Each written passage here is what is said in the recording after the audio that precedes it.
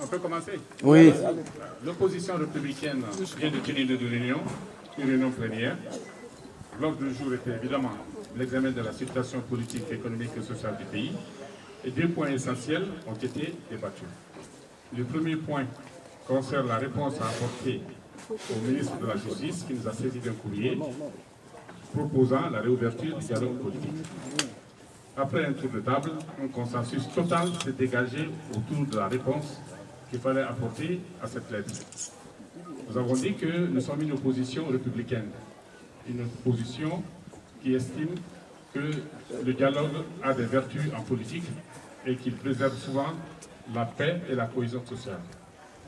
Mais nous avons dit que nous ne voulons pas aller à un dialogue faire-valoir, instruit par l'expérience passée d'un gouvernement et d'autorités qui ne respectent ni leurs signatures ni leurs engagements. Nous avons donc décidé d'accepter d'aller à un dialogue seulement si les accords politiques interguinéens signés le 3 juillet 2013 étaient intégralement appliqués. Un. Si, deuxièmement, le contenu du relevé de conclusion que la mouvance présidentielle et le gouvernement se sont refusés de signer en juillet 2014, si les conclusions de ce relevé étaient effectivement aussi appliquées dans leurs dispositions, encore cohérentes avec la situation politique actuelle. Nous avons dit aussi que si la CENI accepte, si on nous demande à la CENI, elle le fait, elle interrompt ses activités.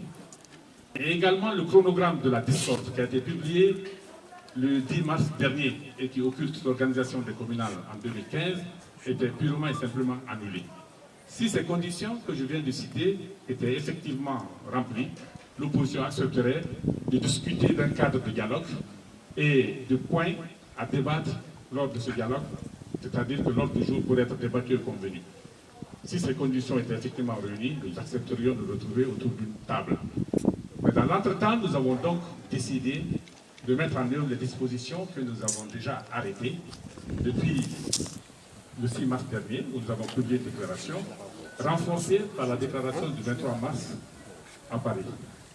Nous avons donc décidé d'entrer dans un cycle de manifestations ininterrompues à partir du jeudi 2 mars prochain.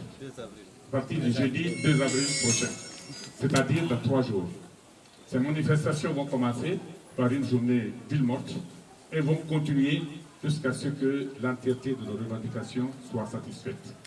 Pour le moment, cette journée ville morte et ces manifestations concernent Conakry, ce qui concerne la date donc du 2 avril.